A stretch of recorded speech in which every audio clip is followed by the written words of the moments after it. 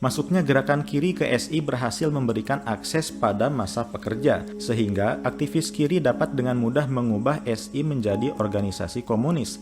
Hal ini semakin dipertegas oleh Adolf Beers, seorang aktivis ISDV selain Sneflit, yang mengungkapkan bahwa keterlibatan kelompok kiri di SI adalah batu loncatan menuju persatuan aksi massa sosialis. Pengaruh kiri di tubuh SI semakin tak terbendung. Bahkan, Semaun berhasil mempengaruhi massa di Kongres Nasional SI kedua pada Oktober 1917. Gerakan kiri ini seolah juga mendapat berkah dengan munculnya Haji Misbah di Surakarta yang berwatak serupa dengan Semaun. Assalamualaikum warahmatullahi wabarakatuh. Kembali lagi bersama saya di channel YouTube Muhammad Hafiz ID dalam segmen Historytelling. Di bulan September ini, biasanya bangsa Indonesia kembali mengingat memori buruk soal komunisme dan PKI. Oleh karena itu, kali ini kita akan membahas mengenai sejarah masuknya komunisme ke Indonesia dan lahirnya Partai Komunis Indonesia. Sebelum kita lanjutkan pembahasannya, silakan subscribe dulu channel ini supaya kalian mendapatkan update notifikasi konten terbaru seputar literasi Islam. Sejarah PKI tak dapat dipisahkan dari sejarah Sarekat Islam atau SI. Pada awal abad ke-20, pemerintah kolonial Hindia Belanda memberlakukan konsep politik etis, di mana pribumi mulai dapat menikmati pendidikan. Kebijakan tersebut sebenarnya bertujuan untuk mendidik pribumi agar kelak menjadi sekrup-sekrup kolonialisme yang menghamba kepada pemerintah kolonial. Berkat didikan itu pula, era pencerahan berkembang pesat dengan media massa sebagai ujung tombak perjuangan kala itu. Media massa lokal menjamur bak cendawan di musim hujan dengan media-media yang terkenal seperti Medan Priai dan Sinar Jawa. Di samping itu, bermunculan pula organisasi-organisasi yang didirikan oleh pribumi. Adalah Sarekat Islam atau SI yang menjadi primadona serta simbol kebangkitan kaum pribumi kala itu. Jumlah anggotanya meledak dari 35.000 orang pada Agustus 1914 hingga meningkat drastis pada 1915 menjadi 490.120 anggota. Rekor ini terus meningkat hingga pada 1919, anggota SI telah mencapai 2 juta orang. SI berhasil menyatukan pribumi, terlebih karena agama Islam menjadi pengikat erat dalam tatanan masyarakat kala itu. Walau pada awalnya SI merupakan perkumpulan dagang, namun dalam perjalanannya SI kemudian menerima berbagai macam kalangan lintas profesi, mulai dari bangsawan, cendekiawan, petani, buruh, hingga ulama. Selain faktor keislamannya, karisma sang pemimpin SI yaitu Haji Omar Said atau Hos Cokro Aminoto menjadikan organisasi ini semakin mentereng, besar, dan bahkan digunakan sebagai ujung tombak perjuangan yang membela kepentingan rakyat. Untuk memudahkan koordinasi akibat menjamurnya SI di berbagai wilayah, maka dibentuklah cabang atau afdeling dengan Sentral Sarekat Islam atau CSI sebagai pusatnya. Namun, CSI tidak memiliki kuasa penuh atas cabang-cabangnya. Salah satu cabang yang kelak berseberangan dengan CSI adalah Afdeling Semarang dan Surakarta. Sejak SI Semarang dipimpin oleh Semaun, sikapnya mulai berseberangan dengan CSI dan terjadi silang pendapat.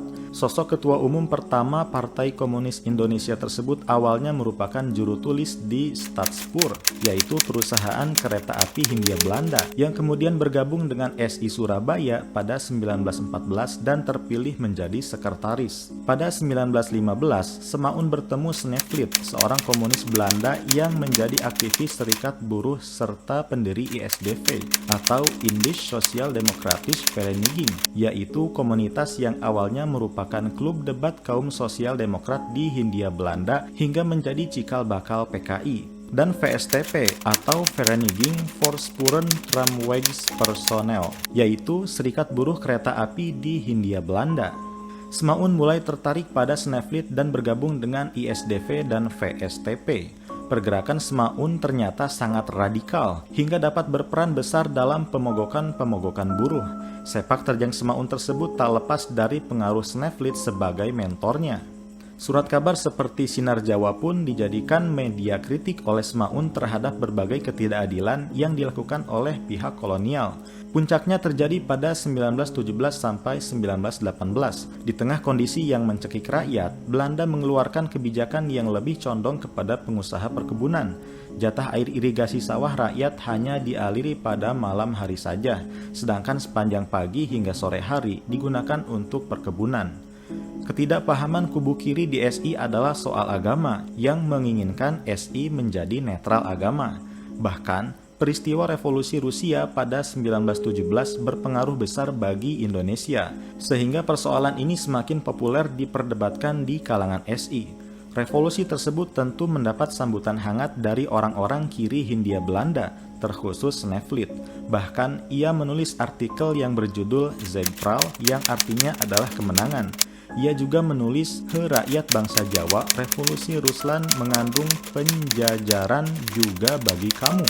Revolusi 1917 inilah yang memperlihatkan kubu kiri yang bergerak di atas fundamen Marxisme dan tentu menjadi persoalan ketika mereka berusaha menyebarluaskan pengaruhnya dalam tubuh SI. Dengan Semaun sebagai ujung tombaknya dan Snevely sebagai dalangnya, aroma keterlibatan yang telah lama dicurigai oleh tokoh-tokoh Islam seperti Abdul Muiz dan Haji Agus Salim. Meski Semaun menyangkal, namun kelak terbukti oleh pernyataan Snevely itu sendiri. Masuknya gerakan kiri ke SI berhasil memberikan akses pada massa pekerja, sehingga aktivis kiri dapat dengan mudah mengubah SI menjadi organisasi komunis. Hal ini semakin dipertegas oleh Adolf Beers, seorang aktivis ISDV selain Snevely, yang mengungkapkan bahwa keterlibatan kelompok kiri di SI adalah batu loncatan menuju persatuan aksi massa sosialis. Pengaruh kiri di tubuh SI semakin tak terbendung. Bahkan, Semaun berhasil mempengaruhi massa di Kongres Nasional SI kedua pada Oktober 1917. Gerakan kiri ini seolah juga mendapat berkah dengan munculnya Haji Misbah di Surakarta yang berwatak serupa dengan Semaun. Perseteruan ini semakin memuncak ketika ISDV secara resmi berubah menjadi Partai Komunis.